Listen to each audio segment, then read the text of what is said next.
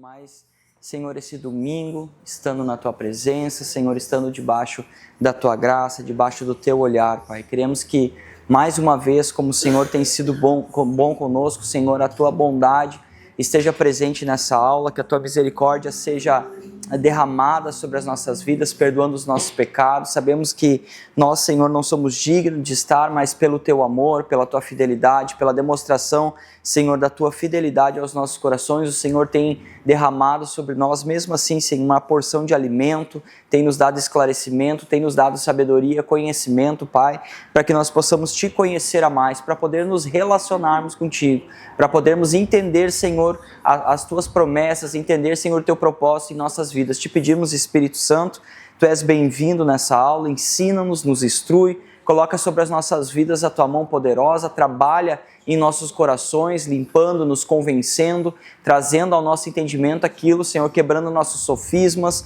quebrando, Senhor, os nossos vícios, Senhor, de pensamento, que trabalhe em nosso coração, Senhor, de forma agradável, Pai. Em nome de Jesus, entregamos essa aula em Tuas mãos. Amém. Então a gente viu ali a questão que se resolveu na aula passada foi sobre a primeira promessa notória, né, que foi dada lá em Atos 2, que essa promessa é para vós, para os vossos filhos e todos quanto o Senhor chamar, né, todos os quanto o Senhor chamar. E de fato, literalmente, o que a gente vai ver, a continuidade disso aqui, é o que vai ser feito no livro de Atos, né, o Senhor chamando muitos, capacitando muitos e espalhando agora essa promessa que foi dita ao Senhor e também os discípulos acatando a ordem de Jesus de irem e serem testemunhas vivas e oculares de tudo o que está acontecendo, tá? O capítulo 13 ele vai trabalhar apenas 2 acontecimentos, né? Nós vamos trabalhar em cima de um milagre, né? Nós vamos trabalhar em cima de um milagre, em cima desse milagre vai ser reformulada toda a pregação de Pedro, né? Deixa eu lembrar para vocês novamente que até o capítulo 13 a gente vai tratar de coisas que estão acontecendo em Jerusalém, coisas que estão acontecendo ali na sede religiosa dos judeus. Depois, a partir do capítulo 13, a gente vai ver como isso aí vai começar a ser expansível aos gentios, tá? Só para nós recapitular então. Então, depois da descida do Espírito Santo e tudo que a gente viu na aula passada, agora foi dado o start, né? Agora eles estão capacitados, estão cheios do Espírito Santo, estão impulsionados pelo Espírito Santo e agora, sim, então Pedro começa já, junto com os apóstolos, a alavancar essa mensagem de propagação de tudo que Cristo ensinou para eles nesses 3 anos e meio, tá? Então vamos lá.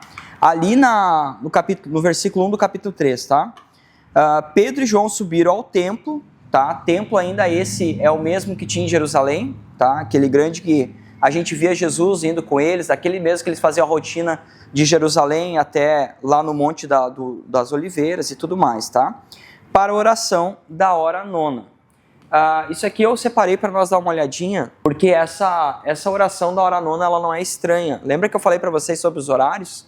Vocês lembram sobre os horários? Só que aqui, de uma forma mais abrasiva, no sentido de que eles mantiveram essa rotina. Pensa bem, ó.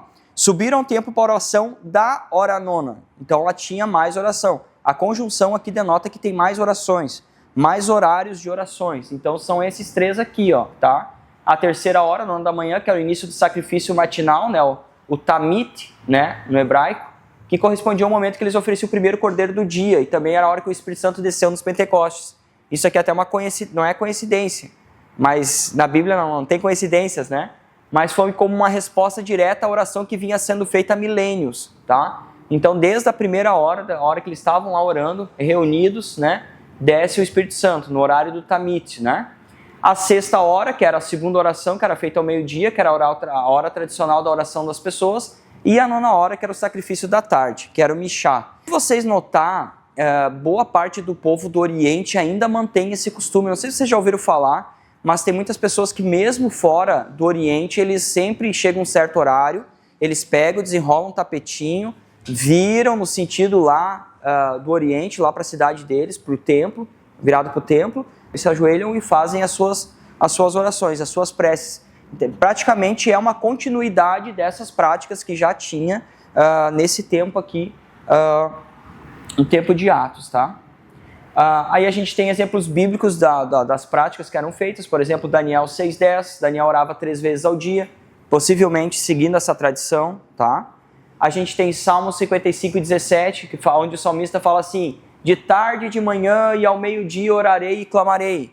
Então ele deixa designado praticamente os três horários do qual ele está mencionando, né? Em Lucas 1:10, o povo estava orando na hora do incenso, que era a hora nona, quando o anjo apareceu para Zacarias. Então, a gente vê que tem uma sequência de hábitos culturais já de Israel, de orar nesses períodos, nesse tempo, tá?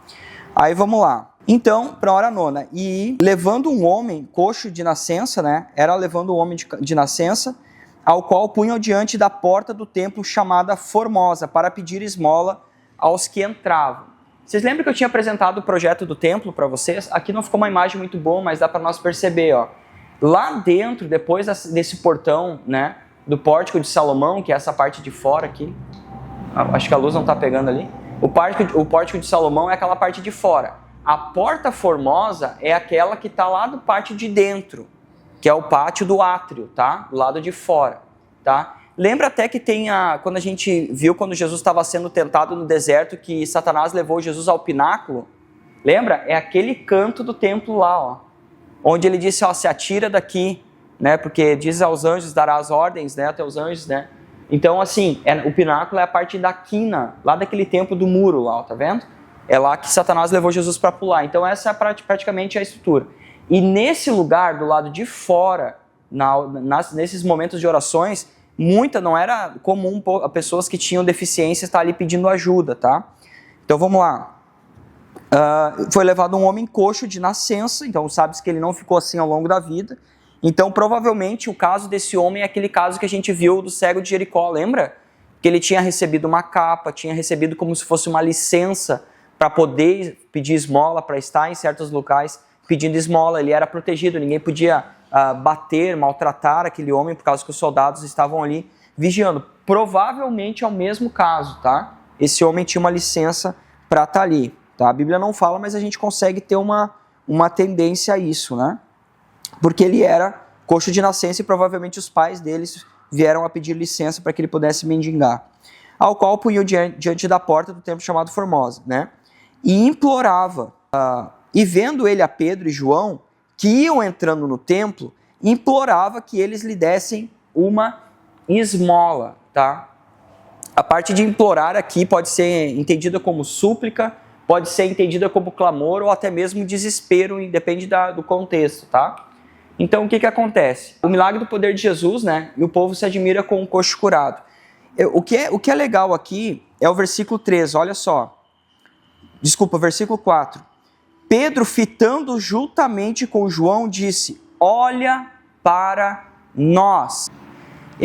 Assim, a gente sempre falou no começo para a gente manter o foco na ideia do autor, né? Quando a gente pensa assim, por que será que Lucas botou assim e fitou a palavra de Pedro dizendo assim, ó, olha para nós? Sabe, parece que a gente pode ter um tipo de imaginação aí, porque olha só, provavelmente esse homem era aquele homem que está sempre com a cabeça baixa, só fazendo assim, sabe?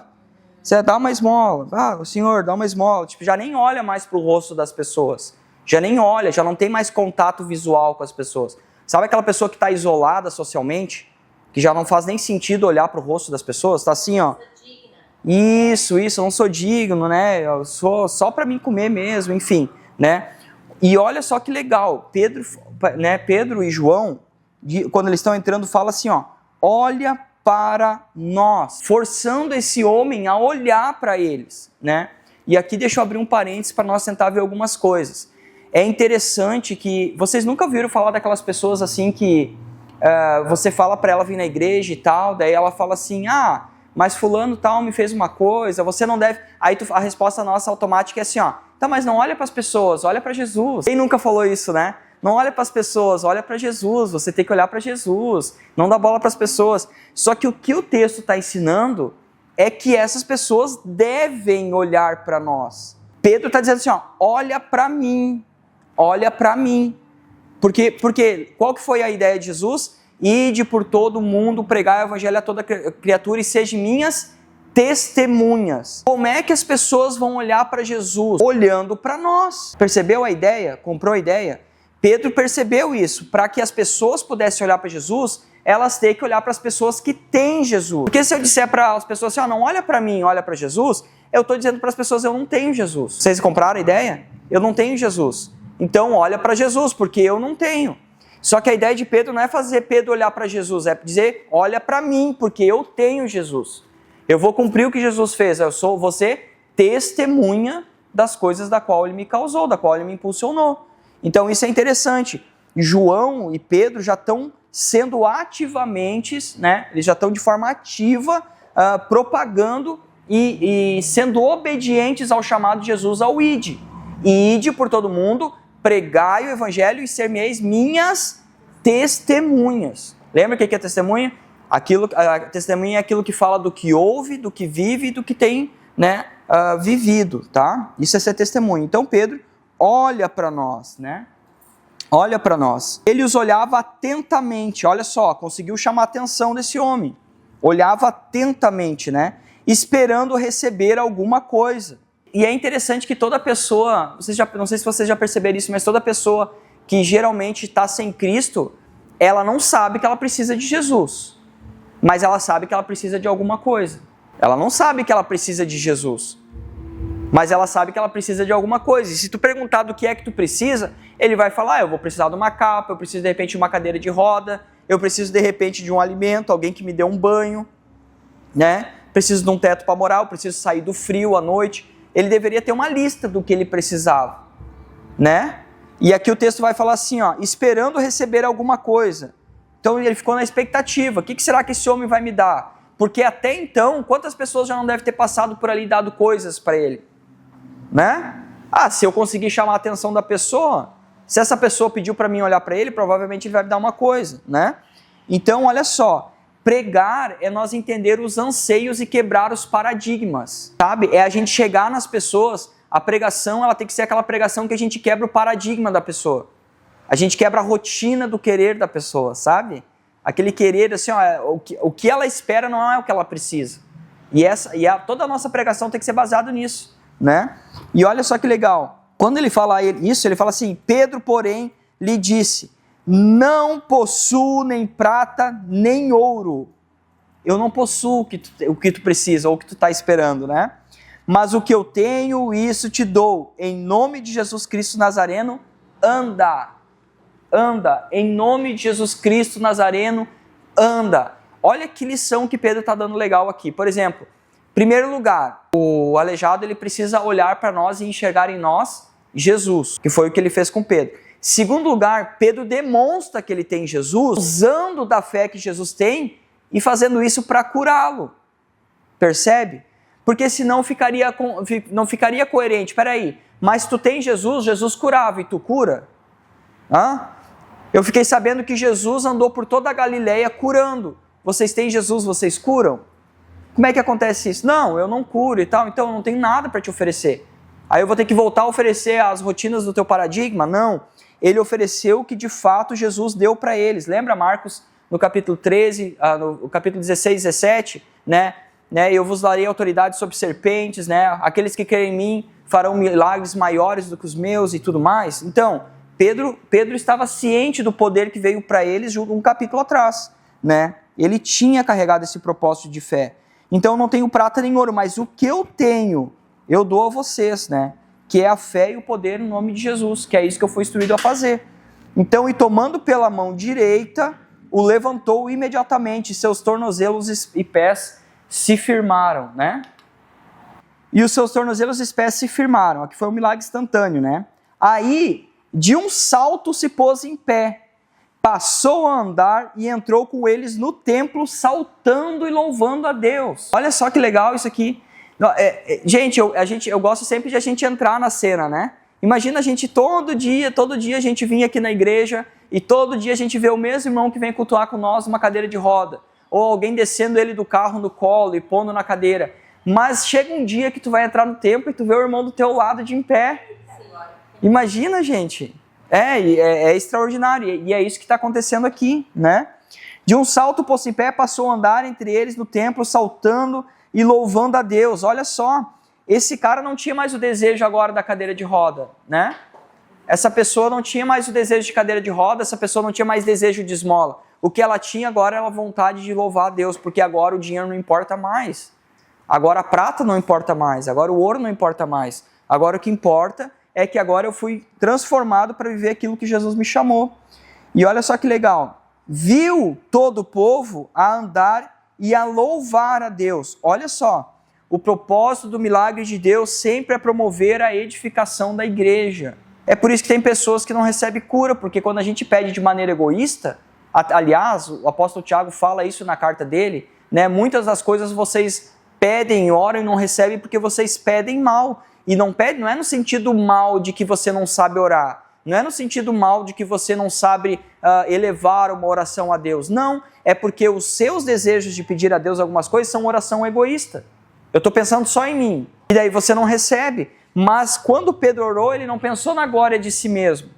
Ele pensou no sentido de que aquela cura poderia trazer mais uma pessoa para a fé, e aquela fé ia desencadear várias outras coisas, que é o que está acontecendo aqui.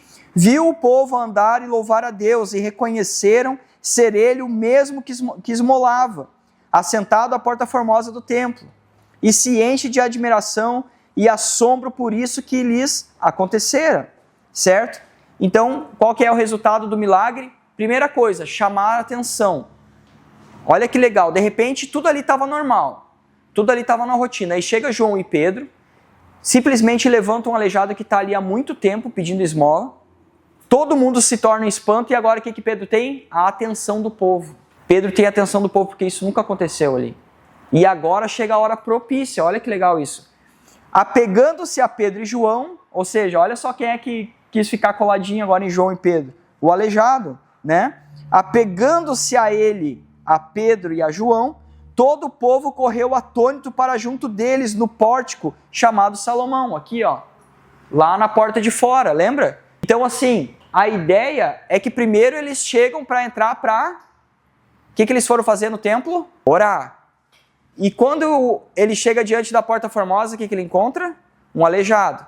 Ali acontece um milagre, e ele não entrou no templo. Ele não chegou a entrar no templo, agora ele volta para o pórtico de Salomão, é o que o texto fala, ó.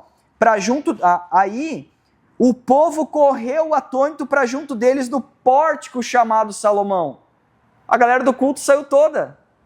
Ninguém quis ficar mais, não, está acontecendo um milagre lá fora, por que eu vou ficar aqui dentro? Você entendeu? A gente é chamado para fazer milagre fora, gente. Ó, pega que nem diz os professores do carisma, ó, vai pegando a visão, né? A gente é chamado para fazer milagre fora também, tá? À vista disso, Pedro se dirigiu ao povo dizendo, agora Pedro tem atenção, tem o milagre, tem o povo todo atento, e agora chega a hora de quê? Pregar, e é aqui que a gente vai passar boa parte da aula, tá? Aí vamos lá, vamos ver a estrutura do sermão de Pedro. Eu vou ler toda ela e depois a gente abaliza, tá? À vista disso, Pedro se dirigiu ao povo dizendo, israelitas, por que vos maravilhais disso, ou por que fitais os olhos como se pelo nosso próprio poder ou piedade o tivéssemos feito andar? O Deus de Abraão, de Isaac e de Jacó, o Deus da nossa piedade, o próprio poder, voltar aqui. O Deus de Abraão, de Isaac e de Jacó, o Deus de nossos pais, glorificou o seu servo Jesus, a quem vos traístes e negastes perante Pilatos. Quando este havia decidido soltá-lo, vós, porém, negaste o santo e justo, e pediste que vos concedesse um homicida, né? Que no caso aqui foi Barrabás, né? Descarte, mataste o autor da vida, a quem Deus ressuscitou dentre os mortos, do que nós somos testemunhas, pela fé em que o nome de Jesus é que esse mesmo nome fortaleceu a este homem, que agora vedes e reconheceis, sim, a fé que vem por meio de Jesus, deu a saúde perfeita na presença de todos vós. E agora, irmãos, eu sei que o fizeste por ignorância, como também a vossa autoridade, mas Deus assim cumpriu o que dantes anunciara por boca de todos os profetas, que o seu Cristo haveria de padecer. Arrependei-vos, pois, e convertei-vos para serem cancelados os vossos pecados, a fim de que a presença do Senhor venha a tempo de refrigério, e que envie ele o Cristo, que já vos foi designado, Jesus, a qual é necessário que o céu receba até os tempos da restauração de todas as coisas em que Deus falou pela boca dos seus santos profetas, desde a antiguidade, disse nessa verdade de Moisés. E ele vai citar um texto. Então agora, vamos analisar algumas coisas, tá? Por que eu quero analisar algumas coisas com vocês dentro disso aqui? Porque a estrutura do sermão, a estrutura da pregação de Pedro, é o que vai ser assim para o resto das páginas de Atos. Compraram? Entenderam? Toda a estrutura, a forma como ele vai estruturar a sua mensagem, é o que vai rodear até lá em Atos 28, você vai ver esse padrão se repetindo de pregação. Então, em primeiro lugar, o lugar de entender como se monta uma pregação evangelística é aqui, nos fundamentos dos apóstolos, porque a gente vai perceber a ideia dele, como ele apresenta Jesus, como ele consegue identificar o pecado nas pessoas, como ele consegue falar para as pessoas o motivo da qual elas precisam se arrepender e como após o arrependimento ainda existirá uma esperança futura. Ele consegue estruturar o seu sermão. Quer ver? Vamos lá. Olha só, Pedro, né, lá em Atos 3:26, o milagre e o poder de Jesus, né? O povo se admira com o coxo curado, ele tem atenção, né? Aí a primeira coisa que acontece é Pedro rejeita a glória para si mesmo. Olha que legal, né? Pedro chega a dizer assim, ó, todo o povo correu atônito para junto deles no pórtico de Salomão. À vista disso, Pedro se dirigiu ao povo dizendo: israelitas, por que vocês se maravilham disto? Ou por que fitais os olhos em nós? Como se pelo nosso próprio poder ou piedade o tivéssemos feito andar. Onde a gente coloca a presença de Deus, onde nós testemunhamos o poder de Deus, onde as coisas acontecem, nós devemos ter a maturidade de sempre entender que a glória é de Deus. A glória é de Deus, as maravilhas é para Deus, tudo é para fazer com que Deus seja glorificado. Então a primeira lição que Pedro dá no seu sermão é: eu não aceito glória para mim mesmo. Eu não aceito de forma alguma elogios. Eu não aceito a admiração de vocês. E como hoje nos nossos dias é ruim, né? Porque se eu fazer uma pregação boa, eu já estou num podcast no outro dia. Pá, aquela tua pregação, e aí, como é que tu estruturou? Vou vender um curso de como pregar, vou vender, e daí aquilo já vira um negócio. E daí essa pessoa começa a ficar conhecida, e daí mais pessoas, não, como é que você aprendeu a pregar? Não, é porque eu fiz o curso do fulano. Não é porque Jesus me chamou e me treinou. Não é porque eu estudei a palavra. Não é porque eu orei. Não. É que eu fiz o curso do fulano. Então vê que como hoje a ideia de pregação está afastada do que é o padrão dos apóstolos. O padrão dos apóstolos primeiramente é Cristo. E o Cristo que eu prego não pode dar para mim glória para mim mesmo. Esse é o padrão. Então a gente precisa sempre aproximar a nossa pregação da ideia dos apóstolos, que é não, glória somente a Deus. Aliás, esse é um dos temas da reforma, né? Só lhe deu glória, somente a Deus a glória. Toda glória sempre somente a Deus. Então, quando chega para nós para dar glórias e elogios, nós não vamos ser imaturos. Irmão, para trás de mim, Satanás, né? Aí o irmão, gostei muito da tua pregação. Ele vai dizer assim, não, sai, arreda, Satanás. Não, gente, diz, irmão, obrigado, né? Estou estudando, mas a glória a Deus, né? Glória para Deus, né? E vamos ao mesmo tempo saber receber um elogio, mas com maturidade de levar a mente da pessoa a entender, a glória é de Deus, não fui eu que fiz isso. Deus está nos usando, né? Deus está sendo misericordioso. Por isso que a gente se luz, para quando alguém perguntar o porquê tu é assim, não, eu sou assim por causa de Jesus, cara. Eu sou assim por causa de Jesus, ele me ensinou a ser assim. Ele é meu mentor, né? Vamos lá então. Segundo ponto, tu vê que ele apresenta o Deus da aliança. Veja bem, primeiro ele rejeita a glória, né? Olha lá, por que vocês olham para nós como se nós tivéssemos feito isso, né? Aí agora ele vai adicionar de quem vem a glória. E agora ele vai trazer a memória dos judeus o que está acontecendo. Olha só, o Deus de Abraão, de Isaac e de Jacó, o Deus dos nossos pais glorificou o seu servo Jesus, a quem vós traísse e negasse perante Pilatos, quando havia descido soltá-lo. Olha bem o que ele está lembrando. Tudo isso aqui está acontecendo já é de conhecimento de vocês. Só que vocês não percebem que essa promessa que está se cumprindo e que regenerou esse coxo, já começou lá atrás como uma promessa para o nosso pai Abraão. O que Deus disse a Abraão? Abraão, né? Vinde, né? E eu vos farei, da sua semente, eu farei com que sejam abençoadas todas as famílias da terra. Todas. Quando essa promessa que existe em Abraão, ele está dizendo que da semente de Abraão, ou seja, da geração de Abraão, todas as famílias da terra seriam benditas, todas as pessoas da terra. Que semente é essa? Jesus, certo? Jesus. Ó, Abraão, Isaac, Jacó, depois tem as 12 tribos, da tribo de Judá vem toda escalonados os reis até chegar a Davi, da linhagem de Davi vem Jessé, da linhagem de Jessé veio da semente de Abraão, certo? Então, a ideia é eles fazerem lembrar a aliança que através de Abraão foi feita um dia por Deus, que já está se cumprindo agora nos dias deles, que eles não precisam mais esperar. Já está acontecendo. É chegado o tempo, né? Então ele lembra da aliança. Olha lá, ó. Deus é fiel às promessas. O Deus de Abraão, de Isaac e de Jacó, os Deus dos nossos pais, glorificou o seu filho Jesus, aquele da qual fazia parte da promessa. Ó, Deus prometeu bênçãos a todas as nações. Pedro mostra que isso se cumpre em Jesus. Então, olha, a ideia... Lembra que eu falei para vocês que Lucas gosta muito dessa abordagem, porque naquele tempo não tinha Novo Testamento. Não tinha o ato dos apóstolos, não tinha as cartas. Então, se pregava Jesus, atestando e identificando Jesus nos antigos livros e colocando Jesus com veemência na atualidade. Então, assim que se pregava Jesus, através do cumprimento das promessas do Antigo Testamento, tá? Aí, olha só, ele fala sobre a rejeição. Vós, porém, negastes o santo e justo, e pediste que vós concedesse um homicida. Ele está dizendo assim, ó, esse justo veio para vocês. Esse justo veio para vocês, só que vocês negaram ele. Quando teve a chance de vocês obter ele, vocês trocaram ele por Barrabás. Pilatos ainda colocou os dois na frente de vocês, vocês gritaram, soltem Barrabás e crucifiquem Jesus. Vocês fizeram isso, né? E ele, né, vós negaste o santo, e a base é lá Isaías 53, né? Ele usa Isaías 53 como base da sua pregação. Desarte e matastes o autor da vida. Nossa, isso aqui é forte, né? Isso aqui é forte, né? Essa palavra de Pedro aqui é forte.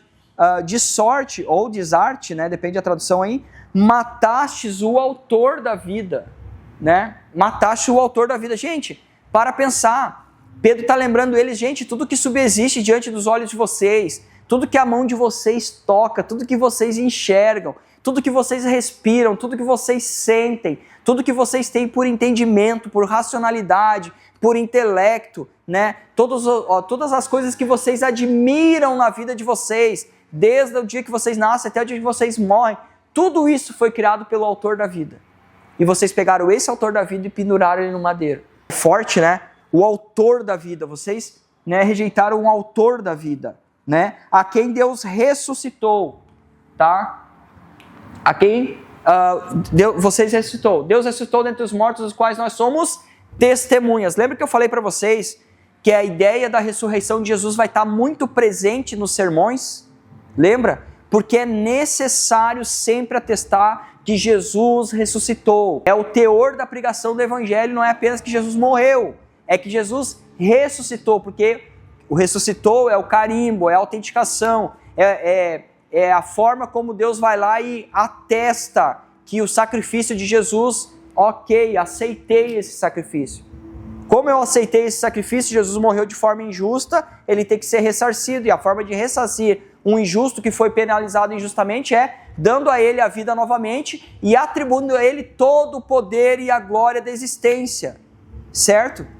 Por isso que Jesus fala assim, ó, todo o poder foi me dado no céu e na terra, porque ele herdou isso, porque ele morreu injustamente. Ele foi indenizado pelo Pai pela sua morte injusta. E a indenização do Pai por ele ter morrido de forma injusta é atribuir ao seu Filho. Por isso que ele fala assim, ó, Deus o glorificou. O glorificou aqui é um estado de glória, botou no mais alto nível de glória existente. Acima dos anjos, acima de principados, acima de potestades. Lá em cima, Jesus ele está radiante, glorificado, porque o Pai o exaltou.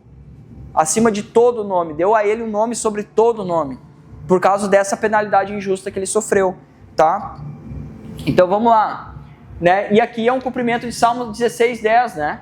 Deus ressuscitou dentre os mortos, que nós somos testemunhas, testemunhando que Jesus ressuscitou e também ao mesmo tempo falando sobre a confirmação da ressurreição de Jesus no cumprimento de Salmo 16, verso 10, tá? Então perceba bem, novamente Pedro aqui está estruturando a sua mensagem no Antigo Testamento, tá? Pela fé em nome de Jesus é que esse mesmo nome fortaleceu a esse homem que agora vês e reconheceis, tá? Então olha só, o que Pedro fez? Pedro lembrou eles da aliança, Pedro lembrou da promessa, Pedro lembrou que essa promessa era para eles, eles rejeitaram, Pedro lembrou eles que esse mesmo nome que eles rejeitaram foi glorificado pelo Pai, o santo, o justo está colocado, e que agora, depois de dar essa explicação, eu estou te dizendo por nome de quem que esse cara levantou, entenderam? Ó, a fé no seu nome deu a saúde perfeita para esse homem. Olha que legal, entendeu? Não foi uma simples dizer assim, não, quem curou ele foi Jesus. Não, eu vou pregar para essa pessoa. Eu vou pregar o motivo por qual Jesus tem todo o poder para glorificar uma pessoa. Então Pedro estrutura a sua mensagem e depois ele vai lá e fala, né? E isso aqui está se cumprindo, Isaías 35, verso 6, né? Então saltará o coxo como servo. E o que foi que aconteceu lá? Né? Lá no verso 8, olha lá, ó. De um salto se pôs em pé, passou a andar entre eles no templo, saltando e louvando a Deus. E olha o que o Salmo estava escrito, lá em Isaías 35, 6 estava escrito, então saltará o coxo como servo. Está vendo o cumprimento? O cumprimento se cumprindo na íntegra. Né? E é muito legal a gente ir trabalhando a Bíblia e vendo que como ela vai alavancando as promessas antigas e vai se cumprindo. Vai caminhando e vai se cumprindo, né? Vamos lá. Então, pela fé em nome de Jesus é que esse mesmo nome fortaleceu esse homem que agora vedes e reconheceis. Sim, a fé que vem por meio de Jesus. Seja, Israel, não adianta nada vocês guardar a lei, não adianta nada vocês circuncidar, não adianta mais agora vocês ter uma rotina de oração no templo, de sacrifício, não adianta mais vocês virem aqui agora ficar homologando agora sacerdotes, mestres da lei, escribas, né? Vocês ficar temerosos quanto ao rei de Roma, vocês ficar esperançosos quanto a quem vai atribuir o reino de Roma e derrubar o reino de Roma para que nós novamente surja como uma grande nação gloriosa e perfeita. Por quê? Porque agora, simplesmente no nome de Jesus, todas essas coisas estão acontecendo. Em nome de Jesus, o coxo está saltando diante dos olhos de vocês. Percebam que Pedro está colocando diante deles assim um vislumbre, né, panorâmico de tudo isso que está acontecendo. Porque assim, a gente tem a oração da fé, a gente tem a intercessão por fé, mas nós temos o dom da cura. No caso de Pedro aqui, mais para frente a gente vai ver que até os casacos deles curavam, né? Sim. Até as roupas, né? Até a sombra dele, aliás, né? Isso. Onde ele passava, a sombra curava. Então, ele estava tão cheio do Espírito Santo, que as doenças não resistiam à presença de Pedro. Essa que é a verdade, né? A presença do Espírito Santo em Pedro, né? Para mim me corrigir aqui, né? Então, isso é muito atribuído ao dom que ele recebeu. Mas uma dúvida assim que eu tenho, se a pessoa, nos dias de hoje, se a pessoa não tem fé o suficiente, eu oro por ela, assim, com fé que ela pode ser curada, mesmo eu não tendo o dom de cura, vamos dizer, né? Pode acontecer a cura com certeza. Através da minha fé por aquela pessoa. Com certeza. Eu me lembro do culto agora que deu há pouco tempo atrás, ali, que nós estivemos orando, eu e o pastor Evandro ali, chamando o pessoal para frente, e o irmão que estava despercebido lá e estava orando e tal, e quando a gente estava orando lá, ele sentiu que ele estava com o dedo, fazia, não sei quanto tempo, acho que anos já, que ele estava com o dedo dele, e o médico disse para ele que não ia mais ter o que fazer, que perdeu o movimento do dedo, né? Ele tinha machucado e tal, e quando nós estávamos orando lá, ele disse que alguém puxou o dedo dele, e depois ele foi lá no final do culto procurar nós lá, que ele estava com o dedo curado, estava movimentando o dedo perfeitamente. E ele já fez fisioterapia, cirurgia e perdeu o movimento do dedo, não tinha o que fazer. Então assim, às vezes através da fé, porque Deus sempre vai honrar a fé. Deus procura pessoas com fé. Jesus falou assim, por acaso, quando o Filho do Homem voltar, vai achar fé na terra? Por que tem que achar? Porque está raro, tem que procurar. Porque a linguagem nossa é a fé. A linguagem do mundo é médico, é tratamento, é liga para especialista, A nossa linguagem aqui dentro não é isso. A nossa linguagem aqui é fé. A nossa linguagem é vem aqui que nós vamos orar. Vem aqui que nós sabemos em quem a gente tem crido, né? Então a gente tem que sempre exercer isso, tem que orar. Em nome de Jesus é que esse mesmo nome fortaleceu este homem que vedes agora e reconheceis. Sim, a fé que vem por meio de Jesus deu essa saúde perfeita na presença de todos vós. Então Pedro, a partir de agora, está cancelando o rito judaico. Pedro está dizendo assim, ó, não adianta mais nada agora vocês entenderem esses preceitos judaicos, porque agora o que vai prevalecer e a nossa pregação vai ser por meio da fé. Por meio da fé. A fé é que vai alinhar todo o nosso pensamento entre homem caído e homem restaurado. Tá? A fé, a linguagem de tudo agora vai ser a fé. Tá? E agora, irmãos, eu sei que o fizeste por ignorância. Pedro ainda dá um alívio, né? Para não ficar tão ruim o chicote aqui. Pedro está dizendo, tá, eu sei que o que vocês fizeram com Jesus foi porque vocês não tinham conhecimento de causa. Foi porque vocês não tinham conhecimento, tá? Aí, mas Deus assim cumpriu o que dantes anunciara por boca de todos os profetas, todos, sem exceção, que o seu Cristo haveria de padecer, né? Então aqui ele fala, ó, isso aqui já estava predito, já foi uma promessa dada a Abraão, aos nossos pais, através da aliança de Abraão, Isaque e de Jacó. Os profetas já falaram de Jesus, os profetas já estavam colocando sobre Jesus o que vocês estão vendo e ouvindo, tá? Só que agora, tudo isso que vocês precisam assimilar para que vocês obtenham isso é pela fé. Aí, agora vem o estupim, né? Agora vem o estupim da pregação, que é o arrependimento. Olha só o que ele fala lá, no verso 19. Arrependei-vos, pois, e convertei-vos. Olha só que legal essas duas palavras. Ela é um comando em duas etapas, né? Arrependei-vos, né? Está no imperativo ali, é um verbo de ação. Arrependei-vos e convertei-vos. A palavra convertei-vos ali é justamente no grego a palavra metanoia. Metanoia, tá? Primeiro é arrependimento, ou seja, abandonem o que vocês estão fazendo, e não façam mais. Isso é arrependimento. Diferente do remorso, que foi o que a gente viu, né? Remorso é quando a gente fica remoendo uma coisa que, né, que foi o caso de Judas, né? Mas ali é arrependimento. Primeiro, abandonem todos esses ritos que vocês têm até agora. E convertei-vos. Para quê? Convertei-vos é você está andando num caminho, você está caminhando, e é metanoia, no sentido de você dar um giro de 180 graus. Ó. Conversão, é virar, é mudança de caminho. E mudança na mente, ó. Mudou, agora eu estou indo para outro caminho. Eu abandonei aquela direção que eu estava andando e estou indo para outra. Isso é metanoia, isso é conversão. Então é se arrepender e se converter. Primeiro abandona as práticas e agora volte o caminho para o mesmo caminho que nós estamos indo, que é o caminho da fé. Tá? Abandonem os ritos e venham para o caminho da fé. Eu acho muito legal lá em Gálatas, quando a gente vai ler Gálatas, Paulo chega a ficar brabo com eles, né? Porque ele chega lá e diz, ó, insensatos Gálatas, né? Mais uma vez eu tenho aqui de vir diante de vocês porque vocês começaram no espírito e terminaram na carne. Me admira que tão logo quando eu saí, me afastei de vocês, vocês voltaram às velhas práticas da lei. Aí eu digo para vocês, vocês receberam a palavra de Jesus e a salvação pela pregação da lei ou pela pregação da fé? Olha só a situação que Paulo coloca deles.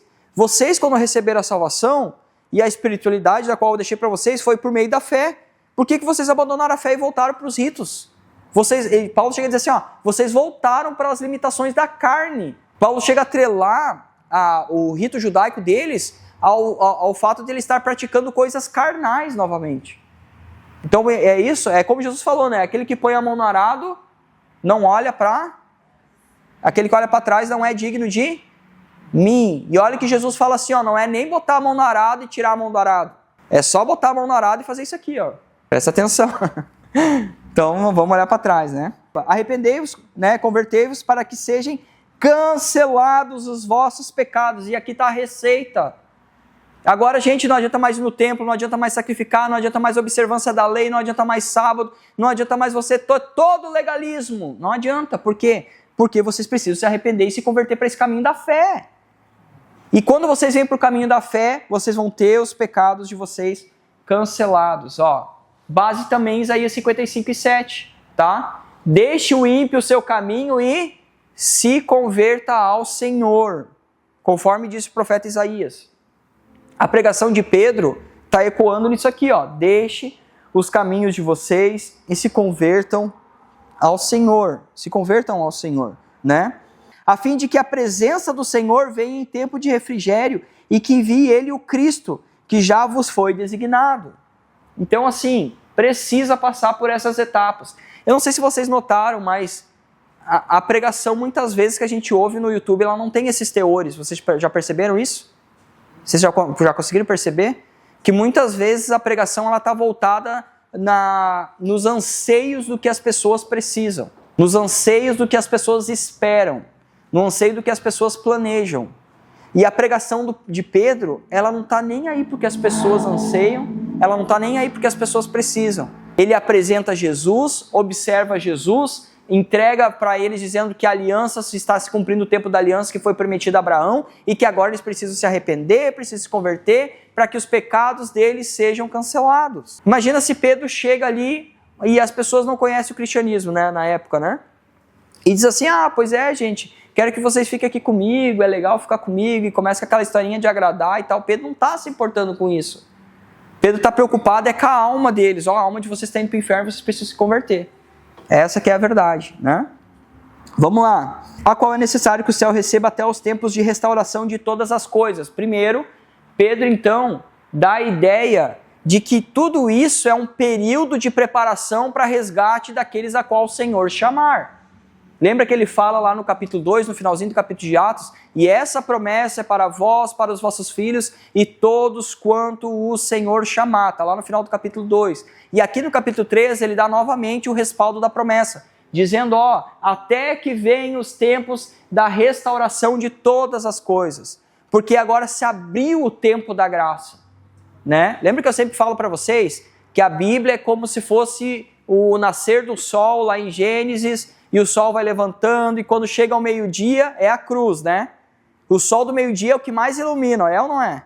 É o sol mais quente, é onde não tem sombra, né? O sol vem de cima, não tem sombra, certo? Por isso que lá em Colossenses 2 fala que as coisas passadas eram sombra das coisas que haveriam de vir, e o que haveria de vir era Cristo. Então tinha uma sombra se projetando para frente, Jesus nascendo. Quando chegou no ápice, a revelação completa do entendimento, Jesus. E depois o sol se põe e é ao escurecer. Por isso que Jesus falou assim, é necessário que nós trabalhemos enquanto é dia, porque a noite já vem. Entende? Então, o tempo da revelação futura, ela vai se findar. Então agora, a partir de Jesus, que é o sol da meio-dia, já está projetando para o tempo final. Está projetando para o final desse esclarecimento. E ele vem dizer para nós, até que venham os tempos da restauração de todas as coisas, que é o que está lá em Isaías capítulo 60, né? Onde Deus vai restaurar novos céus, nova terra. A Bíblia diz que o leão vai voltar a pastar com o cordeiro. Imagina, a rosa não ter espinho, pegar uma rosa assim, dar um cheirinho na rosa sem machucar a mão, pegar um pé de bergamota sem pegar espinho, né? Um limoeiro que seja, né? Imagina que legal. Então a restauração de todas as coisas. E também baseei isso em Joel 2, 28 e 32 e Deuteronômio 33, né? Cumprimento das promessas messiânicas acerca do reino de Deus. Então a gente sempre fala assim, o reino de Deus, ele é o já e ainda não. Ele está sobre nós, o reino de Deus já está entre nós, mas ainda não no sentido de plenitude, de cumprimento. Nós já temos o reino de Deus de forma espiritual, ou seja, vencendo as trevas, dissipando o mal, curando enfermos, expulsando demônios, o reino de Deus avançando sobre o mundo, através da igreja que está ali com ele combatendo, mas ainda não no sentido pleno e literal, né? Só lá em Apocalipse capítulo 20, conforme Isaías 60, nós vamos ter no seu reino milenial e tudo mais, né? Para quem não é milenista, né? Vamos lá. Então, olha só que legal que fica a estrutura do sermão de Pedro, né? Ele faz a introdução, faz o milagre e o propósito, ele fala sobre o Deus da aliança, sobre Abraão e Cristo, ele fala sobre a rejeição, né, e a morte do justo, sobre a ressurreição confirmada. Gente, lembrem, sempre é importante dar importância da ressurreição. O que a gente faz na ceia até hoje? A morte e a ressurreição de Jesus. Não é só a morte, né? O poder do nome de Jesus, o chamado arrependimento, o tempo de refrigério. Aí, agora vamos para a etapa 8 aqui, Olha lá no versículo 21, ao qual é necessário que do céu receba até os tempos de restauração e todas as coisas de que Deus falou por boca dos seus santos profetas desde a antiguidade. Olha o 22.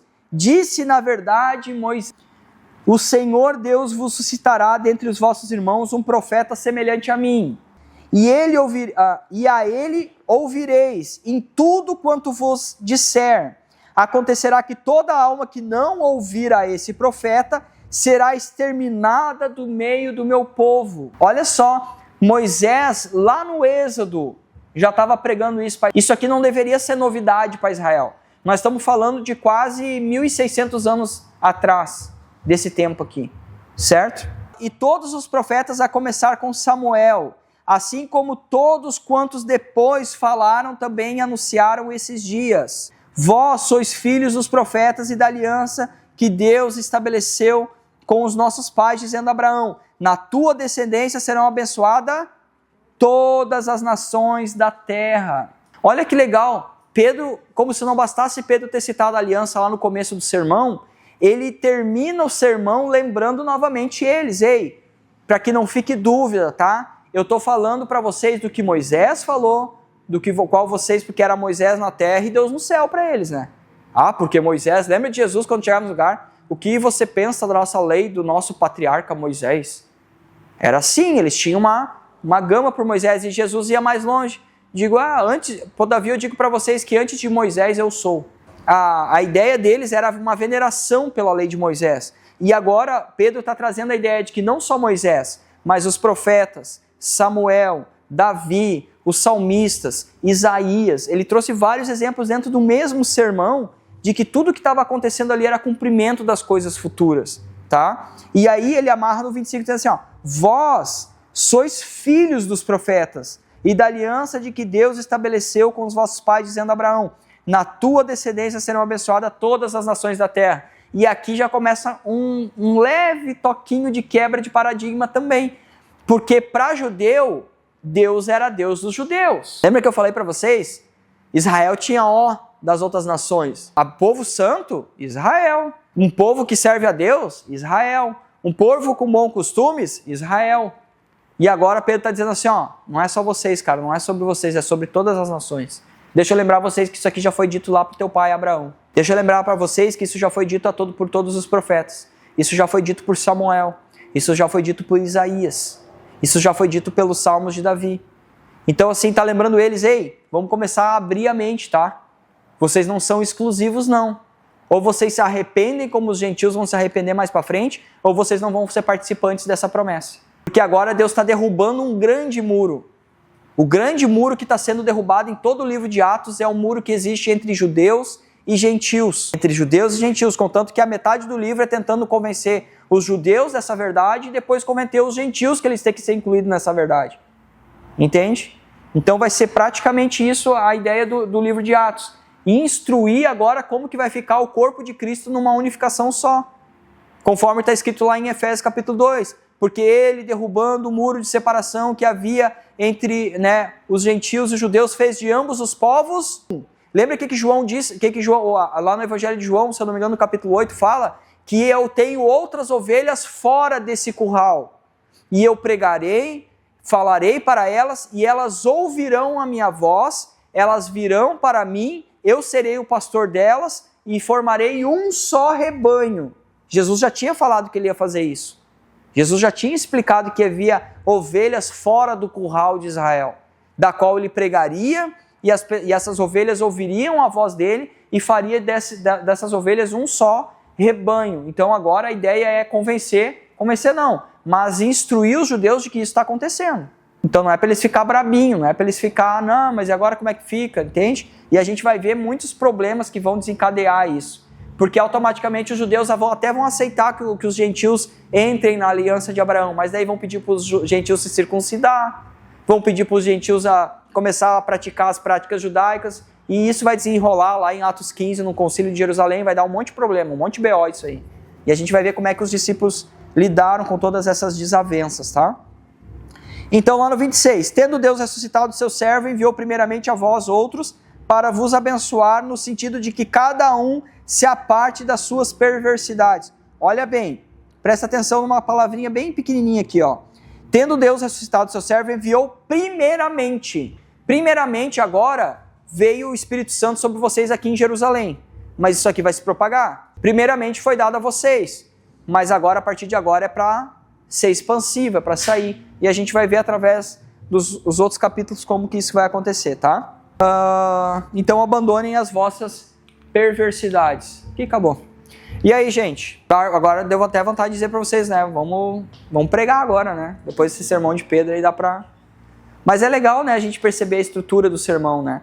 E é legal que vocês vão ver também que tanto Paulo vai utilizar as mesmas formas e conduções, sempre trazendo a ideia da aliança, sempre trazendo a ideia de ressurreição, sempre trazendo a ideia de arrependimento, sempre trazendo a ideia de que a importância de tudo isso que está acontecendo é para perdoar a transgressão dos pecados. Isso é sempre interessante a gente ter em mente, tá? O arrependimento faz parte da pregação, né? E a conversão tem que fazer parte da pregação também. Certo, gente? Dúvidas? Não? Esse capítulo aqui ele tratou praticamente de um milagre e uma pregação, né? Agora no capítulo 4 eu acho que já começa as narrativas. Apesar que aqui já é uma narrativa, né? Mas já começa Pedro no Sinédrio, depois a gente vai ter como que a igreja orava, enfim, né? Vai ter a oferta de Barnabé lá e a gente vai começar a conhecer outros personagens. Então vai começar a ficar bem interessante. Agora que vocês não conheciam vários personagens de Atos, agora vocês vão conhecer. Vai ficar bem legal. A gente vai estudar a personalidade de cada um, do que cada um foi funcional dentro da igreja de Cristo no começo, tá? Vamos ficar em pé? Vamos lá? Sem dúvidas mesmo? Tá tudo tranquilo? Certo? Vamos lá então. Jesus. Obrigado, Jesus. Amém, Jesus. Graças, Senhor. Jesus.